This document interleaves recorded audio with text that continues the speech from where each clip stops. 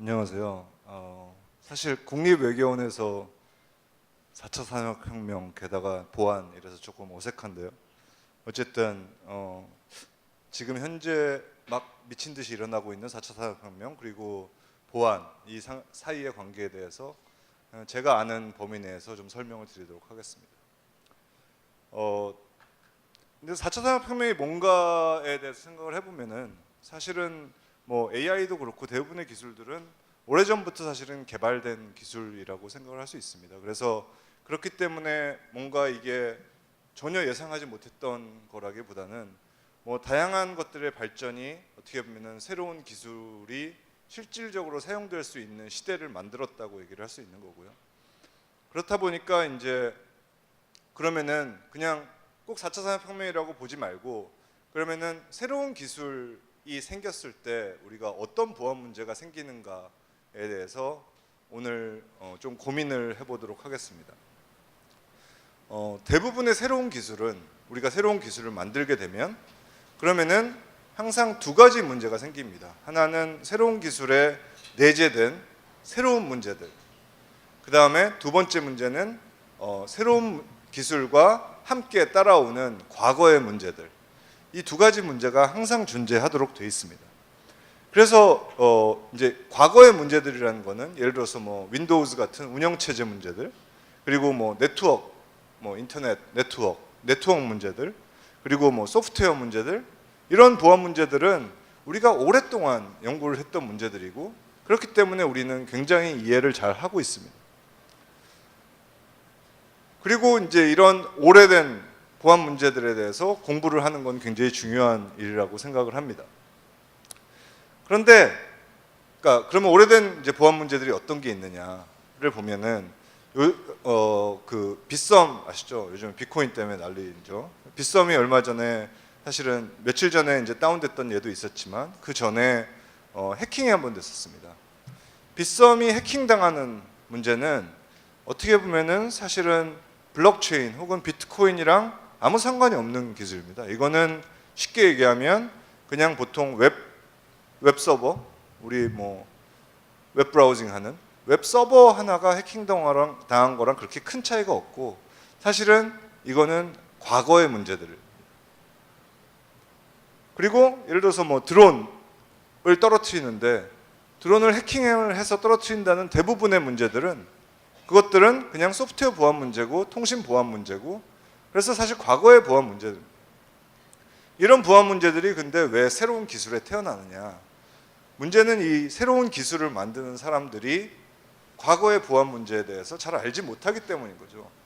그러니까 자기들이 익숙하지 않은 분야에 일을 하다 보면은 여기서 생기는 사이드 이펙트들, 이것들이 뭔지 정확하게 이해를 하지 못하기 때문에 생기는 문제들이지 우리가 신경만 쓴다면은 충분히 잘 할 수 있는 문제들이라고 생각을 합니다. 반면에 이런 새로운 기술들은 또 새로운 보안 문제들을 만들어내기도 합니다. 예를 들어서 자율주행차를 여러분 뭐 테슬라 같은 자율주행차를 생각을 해보면 자율주행차가 굴러가는데 필요한 가장 중요한 건 뭐죠? 앞을 봐야 돼요. 앞을 보기 위해서는 뭔가 센서나 카메라나 이런 기술들이 필요한 거고 얘네들이 실제로 앞에 있는 것들을 마치 사람 눈이 보는 듯이 볼 수 있어야 되는 거고 근데 만약 그 센서가 앞을 못 보게 된다든지 혹은 센서가 말하자면 착시 현상을 일으킨다든지 이러면은 문제가 생기겠죠, 당연히.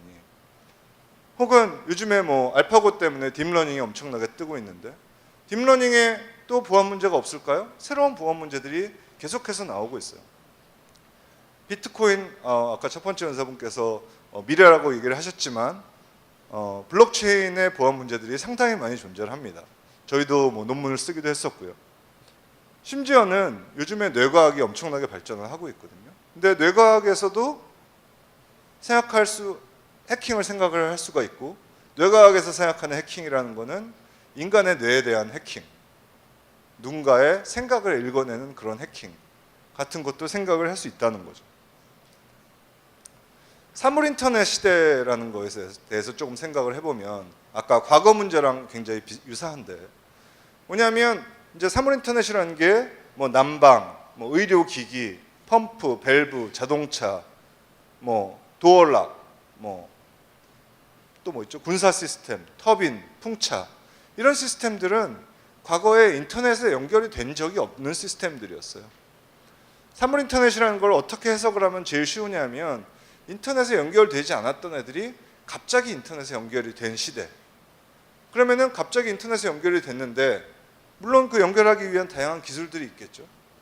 근데 문제는 뭐냐면 저런 분야에 일하시는 분들은 네트워크를 이해를 못하는 거고 네트워크에 일하시던 분들은 저런 분야를 이해를 못하는 거고 그렇기 때문에 서로 대화가 안 되는 거고 그렇기 때문에 이런 부분 여기다가 사물 인터넷을 구현하려고 하는 순간에 다양한 보안 문제점들이 나오고 있는 게 현재라고 볼 수 있어요. 그렇기 때문에 이런 기술들은 끊임없는 보안 문제가 지금도 여러 가지로 생겨나고 있어요. 그래서 제가 이제 몇 가지 이제 신기술 중에 과거의 보안 문제에 대해서 예를 보여드리려고 하는데요. 일부분은 저희 연구실에서 찾은 취약점들도 있고 일부분은 아닌 것도 있는데 한번 보시죠. 다양한 취약점도 있습니다. 이건 기술적인 내용이라서 요거는 통과를 하고요. 비디오를 한번 틀어주실래요? 요건 에그고요. 에그의 패스워드 변경하는 페이지, 웹페이지예요. 그래서 패스워드 변경하는 페이지에 보고 에그의 소스 코드, 패스워드 변경 페이지의 소스 코드에 보면은 뭐라고 써 있냐면 올드 패스워드 이퀄 카페라고 써 있어요. 패스워드 변경 페이지의 올드 패스워드가 뭐죠? 현재 패스워드죠. 이렇게 돼 있으면은 누구나 이 패스워드 변경 페이지에 들어가면은 현재 패스워드를 알 수 있으니까 이 에그의 관리자 권한을 가질 수 있는 거고 그럼 마음대로 쓸 수 있는 거죠. 이런 제품들이 나오고 있어요. 다음 장으로 넘어가서 이거는 도어락이고요. 카이스트에 있는 도어락이고 비디오를 도어락 데모는 항상 똑같습니다. 문을 열어보는데 잘 안 열리고 뭔가 키보드로 타이핑을 치면은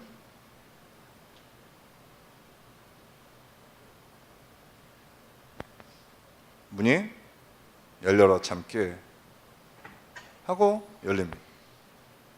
이게 왜 이런 문제가 생겼느냐?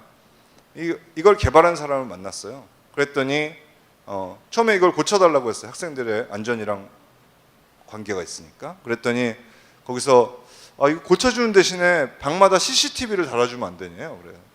무슨 CCTV를 왜 다냐고 지금 문을 고치라는데. 그랬더니 못 고치겠다고 갔어요. 그래서 이제 그 위에 높은 분한테 연락을 해가지고 이분이 못 고치겠다고 얘기하는데 그랬더니 이제 그 윗분이 이제 이 친구한테 전화를 해가지고 김영대 교수님은 안 고치겠다고 하면은 어느 회사라고 막 떠돌아다니고 막 그런다. 빨리 고쳐라 라고 했더니 이제 그분이 다시 저한테 왔어요. 그분이 얘기하는 게 뭐냐면 이게 스마트 도어락인데 2007년에 만들었대요. 잘 안 팔리다가 최근 가서 스마트가 많이 필요하니까 엄청나게 팔리기 시작을 했대요. 근데 2007년 당시에 이런 해킹을 할 수 있는 기본적인 툴이 한 3천만 원 정도 됐을 때요. 근데 지금 요거를 할 수 있는 똑같은 툴이 5만 원 정도면 살 수 있어요. 기술이 발전해가지고 이렇게 된 거죠. 그런데 이거를 2007년에도 신경을 써서 개발을 했으면은 이런 일이 안 생겼었는데 신경을 안 쓰고 개발을 하다 보니까 이렇게 개발을 한 거죠. 그래서 결국은 이제 패치를 했고요. 근데 왜 이 사람이 처음에 CCTV를 달아주겠다고 했냐? 그게 이유가 있어요. 이게 문을 하나씩 다 뜯어서 저 도어락 부분을 다 뜯어서 그 안에 소프트웨어를 주입을 하고 다시 문을 조립을 하는 과정을 전체 카이스트 기숙사에다 다 했어요. 그래서 결국은 CCTV 한 대씩 달아주는 것보다 달아주는 게 문을 고치는 것보다 더 싼 일이 되는 거죠. 사물 인터넷의 어려운 점은 뭐냐면 이렇게 이런 생활 가전들 우리 일상생활 속에 결국은 인터넷이 들어오는 거고 일상생활 속에 원래 인터넷에 연결되지 않은 것들이 인터넷에 연결이 되면서 이런 취약점들이 앞으로 계속해서 생길 거예요. 계속해서 생기는데 문제는 고치려면은 문 다 뜯고 이런 일들이 생길 거고 그러면은 이거를 안 고쳐준 데는 문제가 생기겠죠. 또 다른 예를 보여드릴게요. 요거는 이제 서울 지하철 스크린 도어인데요. 저희가 이제 서울 지하철 스크린 도어가 무슨 무선 프로토콜을 쓴다고 해서 가서 이제 저희가 패킷 덤프를 받아봤어요. 그랬더니 여기 보시면은 이거 뭔지 혹시 아실까요? 14, 04, 13, 19, 41, 36. 이게 혹시 뭔지 아시는 분 계세요? 이게 2014년 4월 13일 7시 41분 36초고요. 스크린 도어를 여는 명령어고, 그 다음에 이거는 그냥 에러 체킹하는 코드 정도. 그러니까 아무것도 암호화가 안 된 상태로 이렇게 누구나 볼 수 있는 상태로 돼 있는 거죠. 왜 이렇게 돼 있느냐? 보안에 신경을 안 쓰고 설계를 했기 때문에 그런 거예요. 누구나 기술만 있다면 열 수 있도록. 결국은 보안이 요구 조건에 들어있지 않은 상태로 설계가 되다 보면은 이렇게 설계를 하는 거죠. 그래서 저희가 스크린 도어를 열었느냐? 열면 잡혀갑니다.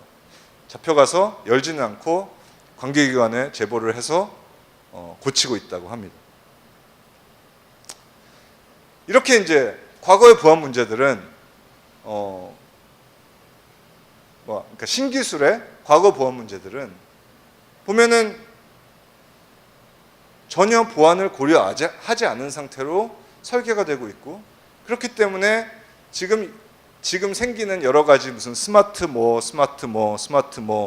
이런 것들이 대기업 제품을 제외하고는 대부분의 제품들이 굉장히 많은 보안 취약점들을 내재를 하고 있고 앞으로 큰 문제로 다가올 거라고 생각이 됩니다.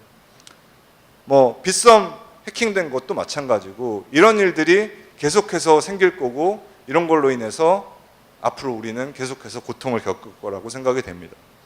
그렇지만 사실은 정말 우리가 또 앞서 나가기 위해서는 신기술에 존재하는 새로운 보안 문제들에 대해서 신경을 써야 돼요.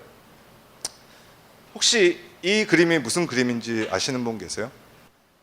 이 그림이 테슬라라는 차 아시죠? 테슬라 자율주행차가 자율주행을 하다가 난 사고 사진입니다. 여기 보시면은 요 큰 트레일러가 미국에서는 비보호 좌회전이 되기 때문에 좌회전을 하고 있었고, 그때 자율주행을 하던 테슬라가 멈추지 않고 트레일러 밑으로 들어갔고요. 그래서 운전석이 쓸리면서 운전기사는 사망을 하고 자율주행차는 계속 앞으로 진행을 해서 여기 가서 받고 한 바퀴 돌면서 멈춰서 운전기사가 죽었습니다. 이 운전기사는 자율주행차니까 운전조차도 안 했겠죠. 사실 보상을 한 푼도 받지 못했습니다. 왜냐하면 테슬라의 유저 어그리먼트에 보면 뭐라고 써 있냐면 자율주행차 테슬라는 베타 모드다. 그렇기 때문에 운전사는 반드시 앞을 봐야 된다. 그런데 이 차의 블랙박스를 조사를 해보니까 운전사가 앞을 7초 이상 보지 않았다. 사고 직전에 7초 이상 보지 않았다는 증거가 나왔고, 그래서 결국은 이 운전사가 100% 잘못이다 라고 판결이 나서 이 차 운전사는 아무런 보상을 받지 못했어요. 사실 이 사건의 가장 재밌는 것 중에 하나는, 재밌진 않죠. 슬픈 얘기 중에 하나는 앨런 머스크, 우리 그 유명한 앨런 머스크가 앞에 나와서 이 사고의 원인에 대해 설명을 하는데, 테슬라에 사용된 모빌아이라는 카메라 센서가 캘리포니아의 청명한 하늘과 이 트럭, 큰 컨테이너 트럭의 벽, 하얀색 벽을 구분을 못했대요. 인간이라면 말이 안 되지 않습니까? 인간이라면 어떻게 컨테이너의 벽과 하늘을 구분을 못할까요? 그건 말이 안 되는 일인 거죠. 이게 자율주행차에 사용하는 카메라 센서기 때문에 구분을 못한 거지, 인간이라면 충분히 구분을 할 수 있는 거죠. 지금 아시다시피 테슬라는 세계 최고의 자율주행차라고 알려져 있습니다. 요거는 의료기기에 사용하는 인퓨전 펌프라는 건데요.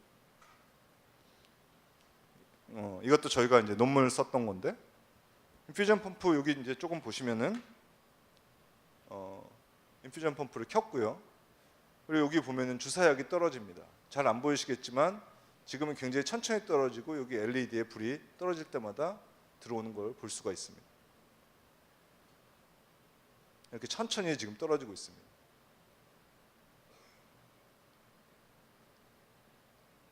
비디오가 그리고 한 방울 이렇게 떨어질 때마다 정기적으로 보면은 실제로 이렇게 밑으로 한 줄씩 떨어지는 게 한 방울 떨어진다는 걸 보여주고 있습니다. 근데 빨간색 레이저 포인터를 켰어요. 빨간색 레이저 포인터를 켰더니 갑자기 물방울이 빨리 떨어집니다. 그리고 LED에는 불이 안 들어옵니다. 이렇게 하면 뭘 할 수 있을까요? 약물 과다 주입. 보시면은 여기 밑으로 떨어지는 게 없는데 갑자기 주사약이 빨리빨리 떨어지는 거죠. 이렇게 되면 약물 과다 주입이 가능해요. 이거는 뭐냐? 센서의 문제점을 이용을 해가지고 이렇게 과다 주입을 만들어낸 거고요. 이것도 한번 보여주실래요? 이건 드론을 떨어뜨리는 건데요. 소리로 드론을 떨어뜨리는 거예요. 드론에 보이면은 자이로스코프라는 센서가 있는데 이 자이로스코프 센서가 어떤 특정 주파수의 소리에 민감해서 그렇게 바닥에서 파닥파닥거리고 올라가지 못하도록 되어 있습니다. 뜨고 싶은데 뜨지를 못하는 불쌍한 상황인 거죠. 이러다가 소리를 끄면은 다시 뜨게 됩니다. 이런 것 같이 지금 현재 4차 산업혁명의 많은 기술들은 자동화가 돼가나면서 이제 센서들이 적극적으로 사용이 되고 있고, 근데 이런 센서들은 끊임없는 문제들을 가지고 있습니다.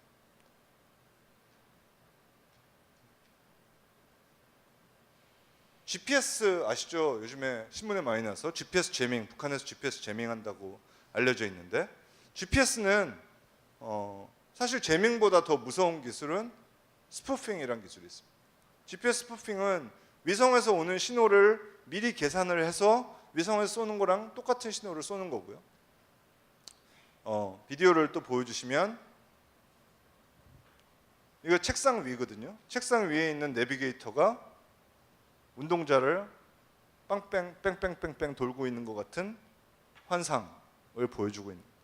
이건 GPS 신호를 비주얼을 해가지고 말하자면 이렇게 할 수 있다는 걸 보여준 거고, 이거를 이용하면 여러분 아시는 포켓몬고를 전 세계 어디나 가서 다 할 수 있습니다. GPS 스푸핑을 이용하면.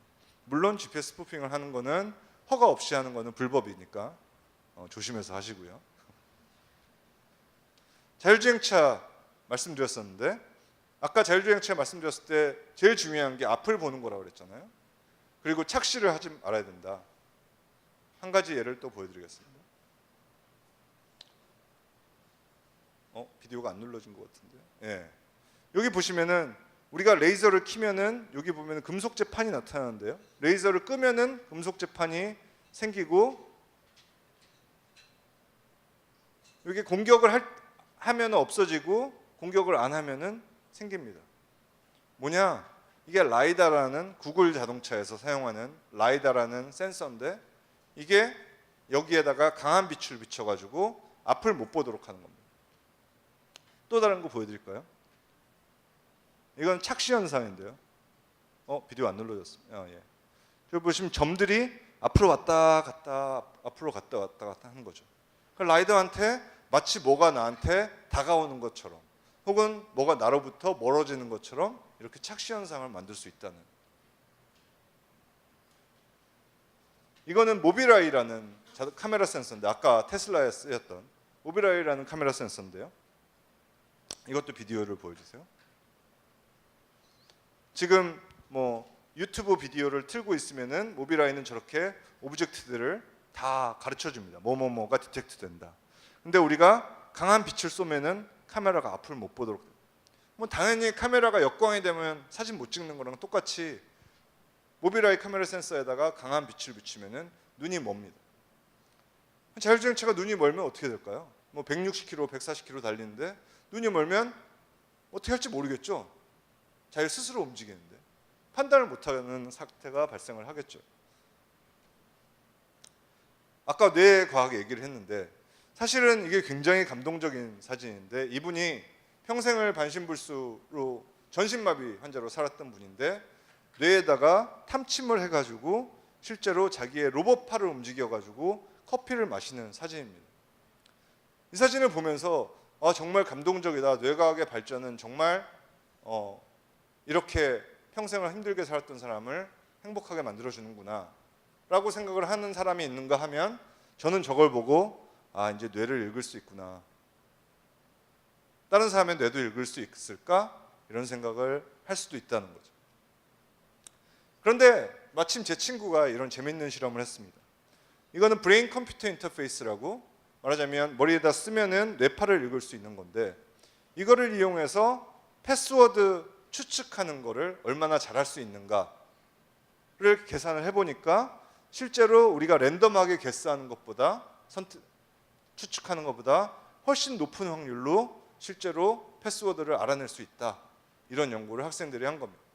결국은 뇌를 읽게 되면서부터 우리가 더 많은 정보를 얻게 되는 거고, 그걸 이용을 해서 뭔가 해킹을 할 수도 있다라는 얘기를 하고 있는 거고요.